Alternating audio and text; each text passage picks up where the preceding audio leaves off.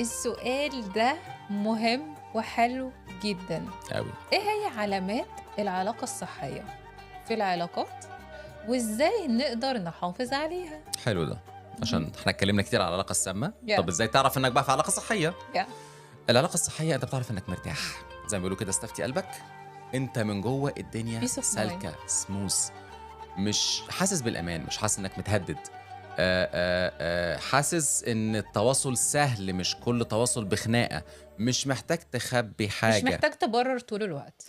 تبرر، بالضبط، العلاقة الصحية بجد أهم نقط فيها يا جماعة إن يكون البارتنر بتاعك دايما بيدعمك ومش حابب إن هو يشوفك أحسن حد في الدنيا، وزي ما أنت قلت مخليك حاسس بالأمان وبراحة كده وبهدوء، علاقة هادية من الآخر. بالضبط، ودي أحسن حاجة.